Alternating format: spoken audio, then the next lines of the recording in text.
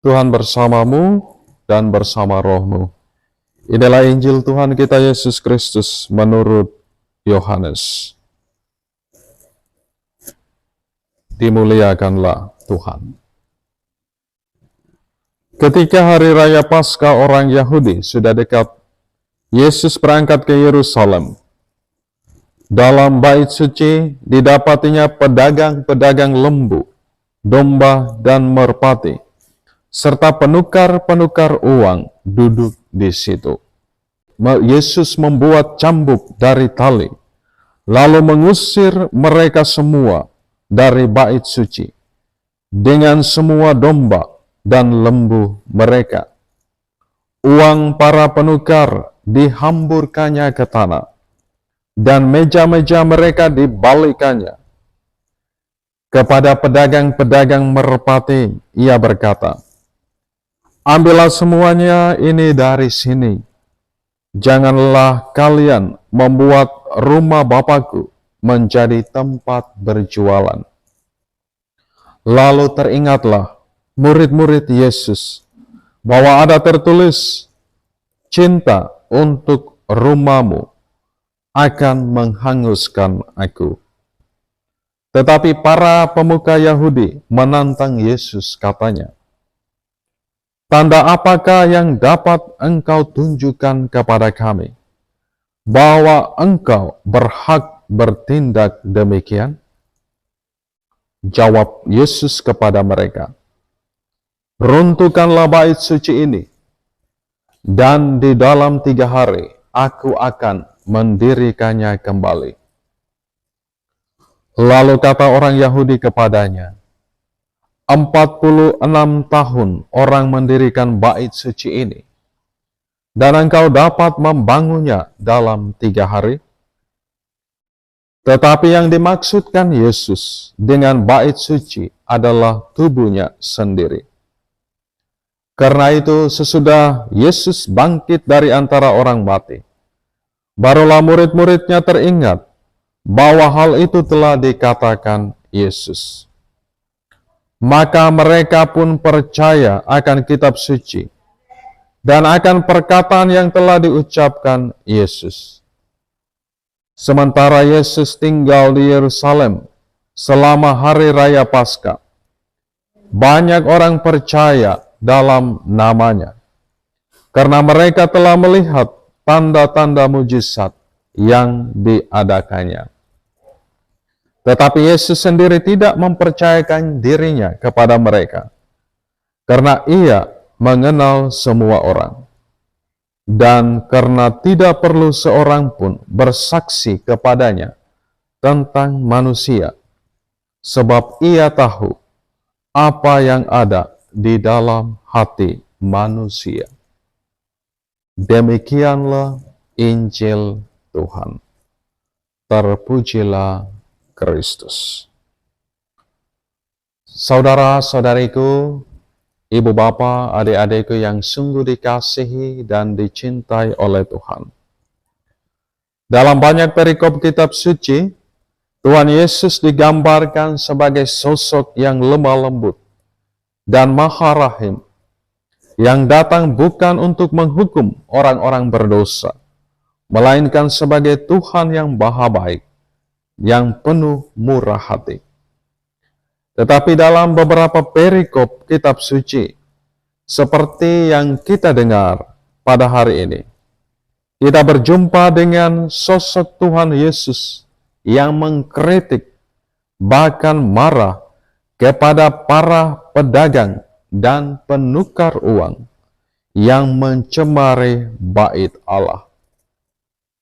Yesus marah karena mereka tidak lagi menghormati bait Allah sebagai tempat kediaman Allah, sebagai rumah doa.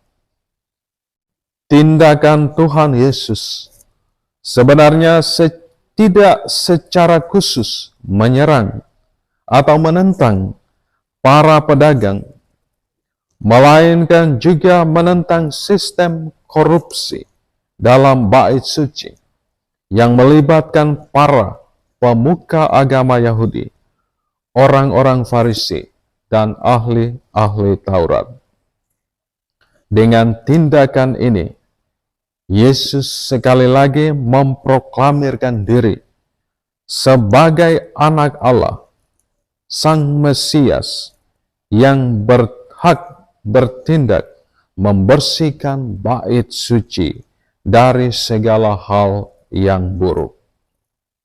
Saudara-saudariku, ibu bapa, adik-adikku yang terkasih dalam Kristus, tindakan Yesus membersihkan bait Allah dan mengembalikannya sebagai rumah doa.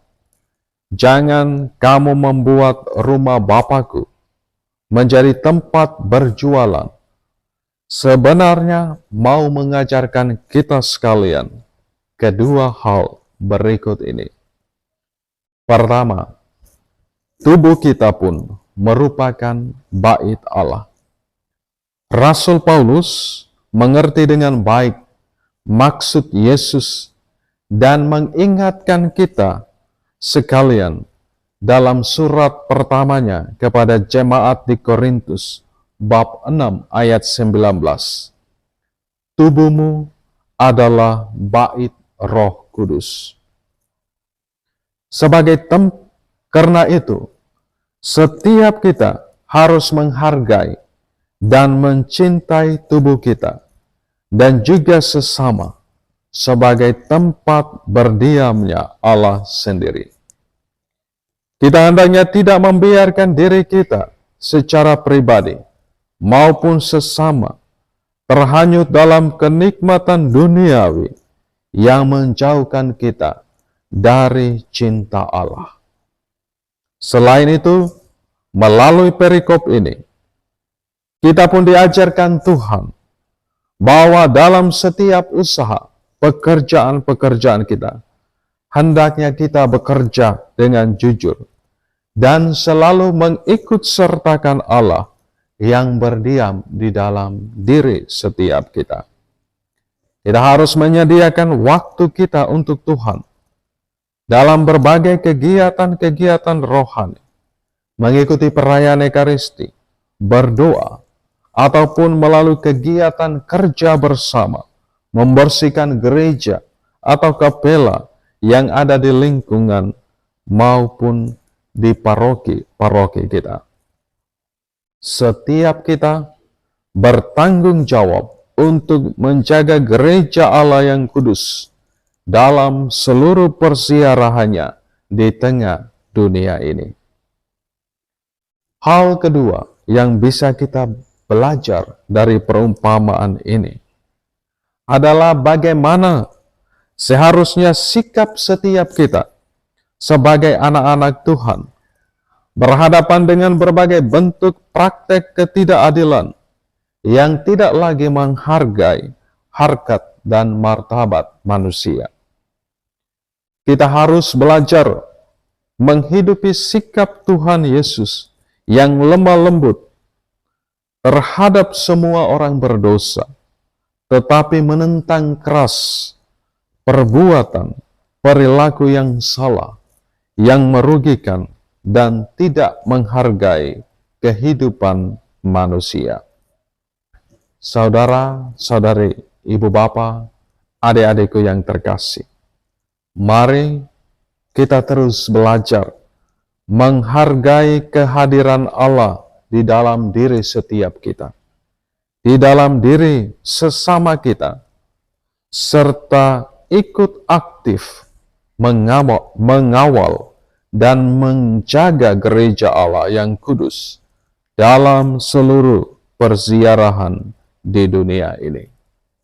Berkat Tuhan beserta kita sekalian.